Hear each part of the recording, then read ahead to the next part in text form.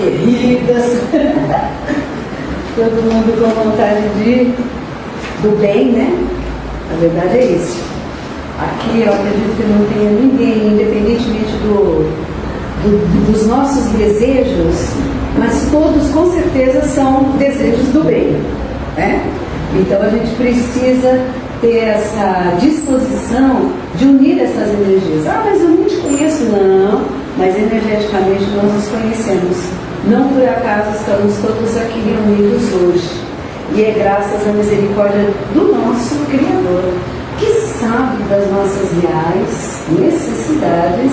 Então ele vai e reúne as pessoas que com certeza irão auxiliar-se umas às outras, que somos instrumentos uns dos outros.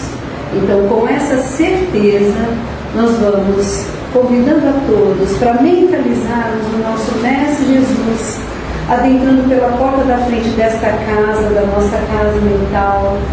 E esse Mestre de amor vai nos trazendo, com a sua mansuetude, serenidade, a confiança do amor do Pai por cada um de nós. Nós te agradecemos, Pai, pela tua infinita misericórdia, nós te agradecemos pelas nossas vidas e humildemente te pedimos, esteja conosco agora e sempre, fortalecendo-nos para que possamos assim sermos verdadeiros trabalhadores do bem na sua seara de amor. Abençoe-nos agora e sempre, que assim seja, graças a Deus. Se tiver alguém sem ouvir, levanta a mão, tá? Aí no fundo, tá bom? Se tiver difícil para ouvir, pode falar. A gente aumenta o volume, então eu vou falar, vem pra cá. Bom, o Evangelho de hoje é emocionante. Quando toca numa... vai falar bem de pertinho com cada um de nós. A situação foi a seguinte, lá, a época de João. Sabe o João, aquele que batizou, o que batizava e batizou inclusive Jesus? Vocês conhecem essa história, né? Então, João, ele tinha alguns discípulos, mas à medida que Jesus veio e foi trazendo o Evangelho, né, sobre novos aspectos, enfim, esses discípulos de João resolveram então seguir literalmente Jesus, assim, andar atrás dele, sabe aquela coisa? Andar atrás dele. E aí Jesus um dia percebe e pergunta para eles: que buscais? Aí eles: não, a gente só queria saber onde você mora. E aí veio essa pergunta para nós: que buscais? O que nós buscamos efetivamente? Quando nós estamos com alguma dificuldade, dificilmente a gente consegue entender que aquela dificuldade veio para nos despertar. Dia desses eu li no livro Médico Jesus que a doença é o caminho da cura. A gente já vai chegar lá. Mas quando a gente está com alguma dificuldade, o que a gente faz? A gente não quer entender que aquela dificuldade veio para nos despertar, para fazer com que a gente perceba outras possibilidades de encaminhar os nossos problemas. A dificuldade às vezes vem até para dizer: vamos dar uma parada, vamos dar uma segurada. Então, a dificuldade sempre é benéfica, assim como a doença. A doença vem para nos chamar a atenção. Está comendo demais, está dormindo demais, está sem se movimentar, enfim, sempre tem algum significado, alguma dor que a gente tem. E normalmente essas dores, elas vêm em resposta a um emocional, normalmente, eu não estou dizendo que sempre. Em algum momento a gente vai ter que sair daqui de algum jeito, né? Mas normalmente existem dores que a gente não consegue identificar. A gente chega no médico, faz um monte como chama, de exames, faz pesquisa, o médico cutuca daqui, cutuca de lá, e não consegue descobrir nada e a gente continua com aquela dor e aí vem aquela resposta fatal que dói. É emocional. Emocional? Como assim emocional? Se eu estou sentindo na minha pele, se estou sentindo no meu estômago, se está doendo na minha cabeça, como que pode ser emocional? Mas é emocional. Ah, mas eu estou super calma, está tudo certo na minha vida, não tem problema nenhum. É emocional. E aí a gente começa a querer ir atrás dessa situação, né? Quando a gente ainda não entendeu. Eu sou muito relutante.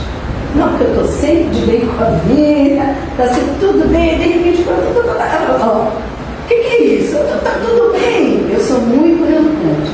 E nesses momentos que a gente reluta e que as coisas não acontecem, né? Porque se você tem uma realidade para ser resolvida, no caso, o nosso bem-estar, e a gente reluta em resolver, o que vai acontecer? Vai piorar. Então aí o que a gente faz? O médico não deu solução, o terapeuta não está resolvendo, o psicólogo nem pensar, o remédio que o psiquiatra me dá, me deixa louca. Então o que eu vou fazer? Ah, já sei, vou procurar Jesus. E aí a gente procura um templo, uma casa espírita, uma igreja, um terreiro, olha, não importa. A gente quer um caminho para nos ligarmos a Deus e descobrirmos qual é essa situação, o que está realmente acontecendo. Só que quando a gente chega no templo, a gente vem com algum pedido, né? Ah, eu estou com dor, ou é por conta de alguma dor física, ou é alguma dor emocional, ou é até mesmo uma querência. Eu preciso tomar uma decisão, não sei que rumo seguir, não sei.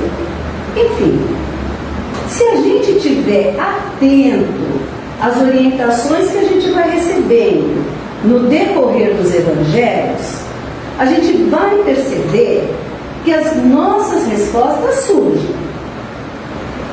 Mas para que a gente, essa atenção requer o quê? Humildade. Essa atenção requer a gente sair daquele lugar de que eu sei de tudo, está tudo bem comigo, eu não tenho nada, eu não tenho problema, né? Dá essa atenção que a gente precisa ter, porque cada vez que a gente vem a uma casa espírita, ao culto evangélico, como chama? Missa, né? Pode crer, eu não tenho dúvidas que todas as pessoas que estão ali no culto, imbuídas de levar a palavra de Deus a quem estiver no ambiente, a mensagem chega para nós. Mas é necessário que haja o quê? Essa disposição para aceitar essas orientações, de maneira que essas orientações venham e consiga atender a nossa solicitação, aquilo que nos trouxe até lá. Aí é um rolê, vamos combinar, né? É difícil para nós realmente termos esse entendimento de que nós já estamos sendo atendidos, de que tudo que a gente precisa ouvir a gente já está ouvindo. Ainda muitos de nós, quando chegam numa casa espírita, numa igreja, enfim, fica pensando naquela pessoa que ficou em casa, que, putz, ela deveria ouvir isso. Isso aqui ia cair como uma luva para a pessoa. Só que a pessoa não está. Quem está somos nós. Então a palavra é para nós. Nós estamos recebendo exatamente na medida da nossa necessidade. A gente só precisa confiar.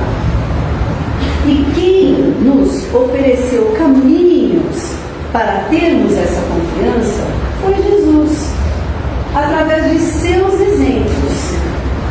Ele não veio aqui apontar para a gente, ditar, né? Essa é a igreja, ou esse como falar, o pastor, o padre. Não, olha, aquela pessoa está falando daquele jeito, é aquela pessoa que você... Ele não veio aqui ditar nenhum tipo de norma, ele veio aqui trazer os ensinamentos de Deus. E esses, de acordo com a doutrina dos Espíritos, está gravado na nossa consciência. Nós temos essa lei gravada na nossa consciência. Agora, só que na vida carnal, a gente vai se afastando dessa questão de nos espiritualizarmos. A gente se afasta, porque é aquela luta no dia a dia, né? E a gente tem aquela vontade de, mais do que atender o que Deus espera de nós, a gente tem aquele bom ânimo de atender o que a sociedade nos impõe. E aí a gente fica naquela corrida alucinante. Eu li um dia, até trouxe para cá, um filósofo chinês, como é que é o nome dele? Então, vamos ver aqui, ó. Byung-Chul Han. Ele diz que o silêncio é a única maneira de dizer não à obrigação de ser sempre uma pessoa melhor e sempre produtiva. Então, a nossa vida, o nosso dia a dia, as experiências que a gente vai vivenciando na nossa vida, muitas vezes nos leva a esse destempero, a essa falta de compromisso com o nosso equilíbrio. Porque a gente quer atingir metas, a gente quer atingir objetivos. Então a gente sai desesperado. E assim, quanto mais a gente dá, mais cobram da gente. Não sei se vocês já perceberam. Isso em termos de trabalho, em termos de família, né? Família também é danada. Quanto mais você está fazendo, mais você quer fazer, mais a pessoa acha que você não fez nada. Então, esse nosso compromisso com a sociedade, com os nossos deveres civis, isso faz com que a gente se afaste da nossa verdadeira essência. Faz com que a gente se afaste de que somos da nossa realidade. Qual que é a nossa realidade? Nós somos espíritos em evolução. E como tal, nós precisamos descobrir um caminho para nos espiritualizarmos. E quando esse filósofo me chamou a atenção com esse pensamento, né, que o dizer não é uma forma de resistência, porque quando a gente diz não, é o momento que a gente vai parar e vamos prestar atenção em nós. Ah, filho, você quer isso agora? Normalmente a gente larga tudo para fazer. Não, mas eu estou no meu horário de descanso. A gente não se permite, né? Quando a gente diz não no trabalho, se nós já mostramos a nossa capacidade, o nosso empenho, o nosso comprometimento, qual o problema em dizermos não? E se porventura ao chefe, né, que a gente está dizendo não levar tudo que nós já fizemos em consideração, quem está perdendo é ele, não somos nós.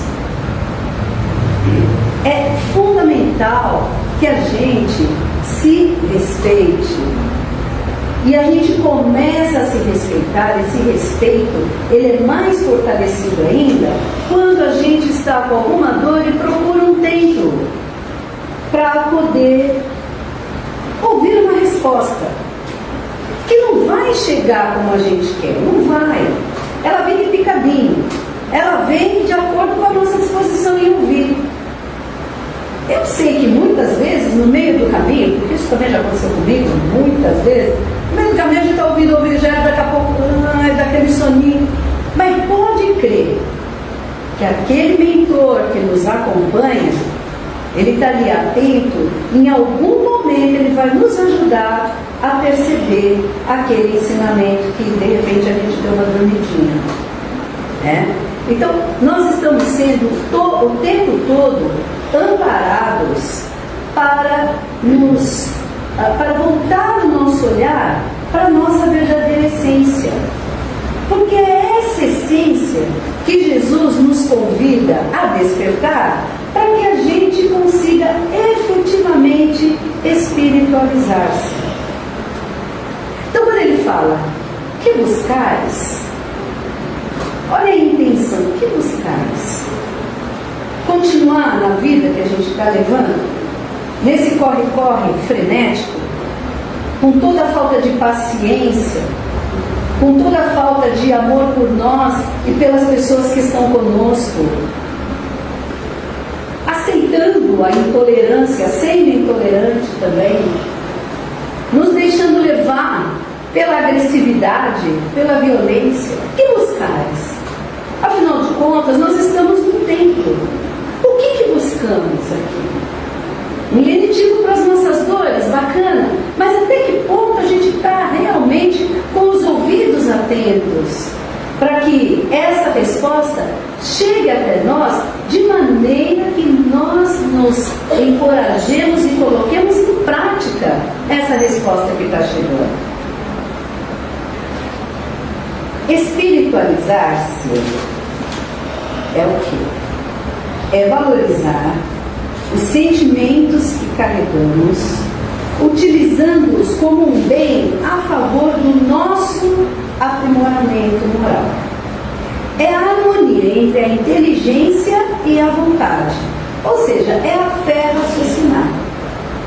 Se eu confio, se confiamos que somos filhos todos do mesmo Pai, se somos filhos do mesmo Pai, nós carregamos a sua essência.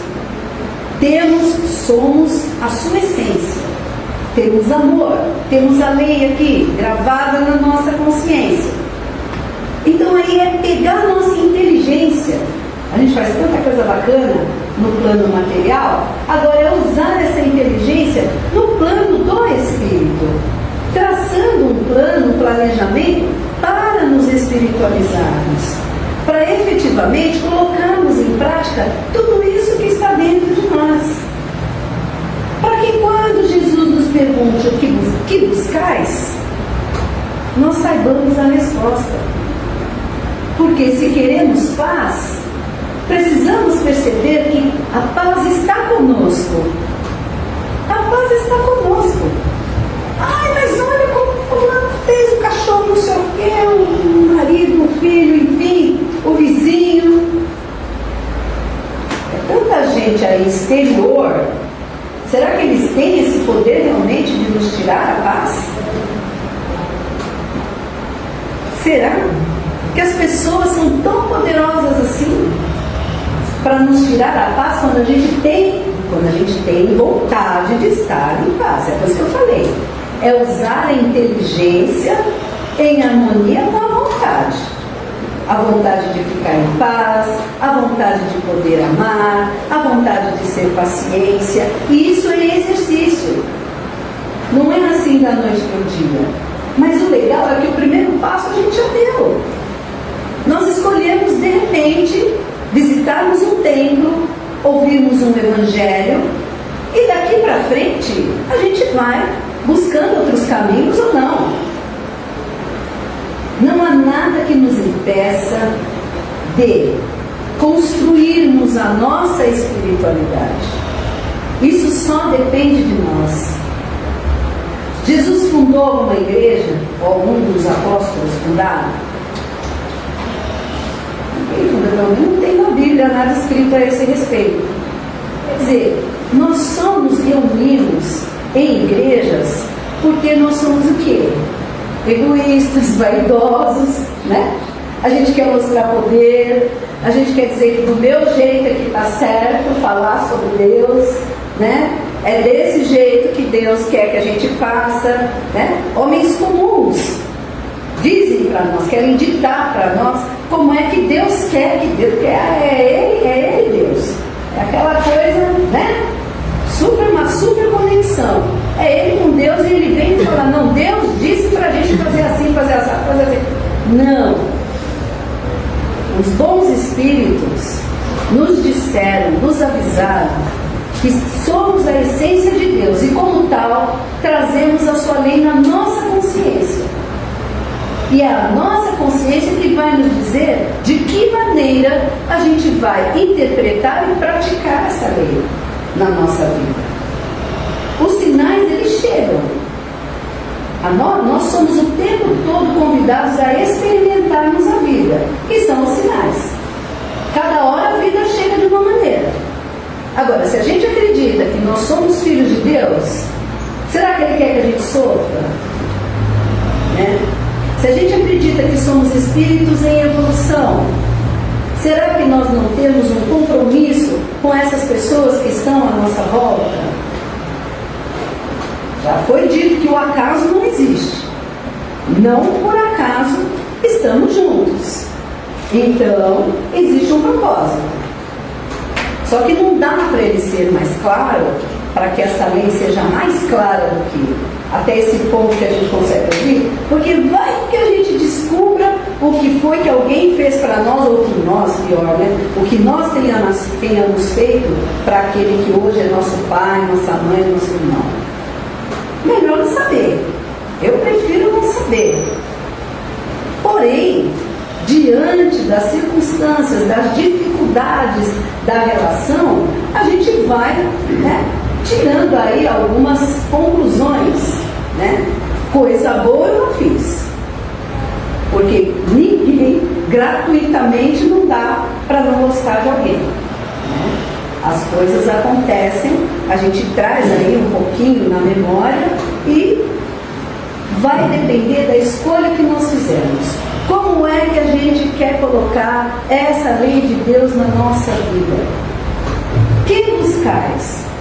O que nós estamos buscando? Vindo a uma casa espírita. Eu sei que cada um vai dizer aí o que veio buscar, mas a gente está realmente disponível a aceitar, a compreender essa lei e praticar? É como eu disse, como está escrito lá no Médico Jesus, a doença é o caminho da cura, porque a doença faz com que a gente saia de determinados lugares e comece a ouvir uma série de verdades na lata, e a gente aí vai ter que tomar providência para poder nos melhorarmos. Filósofo. Pois é, aí vem. Que buscais? Esse maravilhoso nosso mestre, nosso amigo, né? Que deixou-nos exemplos de gratidão, de compreensão, de paciência, de tolerância, principalmente de respeito.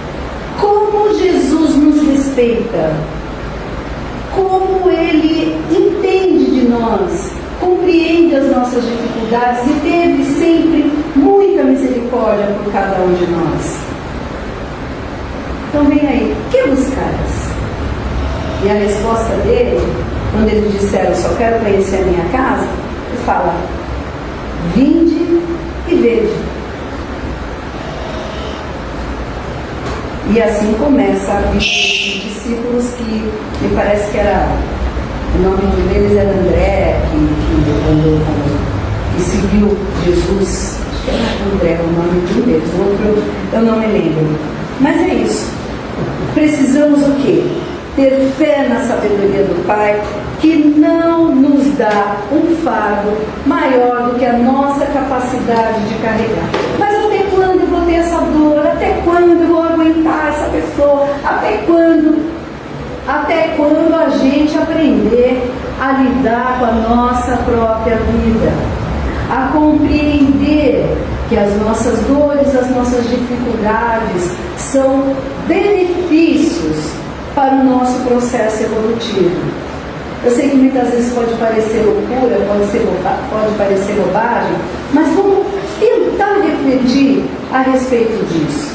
Quantos de nós já não tiveram dificuldades com determinadas tarefas, eu diria, e aí descobrimos que somos capazes de fazer outras coisas, né? Nos reinventamos para poder sobreviver, para poder atender as nossas necessidades. Então, é que E só depois que passa que a gente consegue perceber. Porque na hora que a gente está ali na angústia, na aflição, no olho do furacão, fica difícil realmente a gente agradecer pela dificuldade ou pela doença. Mas à medida que as coisas vão se assentando no que se refere ao nosso processo de compreensão, a gente vai conseguindo sim ir praticando na medida do possível a tolerância, a paciência e principalmente o respeito e a caridade por nós mesmos. Porque assim a gente avança. Não tem outro jeito, gente. Jesus que disse, tá? Não fui eu, não tem outro jeito. Se o coração está pulando, procure uma maneira de fazer ele parar. E a única maneira é o quê? Compreender, aceitar a vida nossa de cada dia, que vem na medida da nossa necessidade de aprendizado. Tudo bem? Então vamos, com muita serenidade, agradecendo a espiritualidade aqui presente, pelas orientações, pelo amparo, pelo carinho.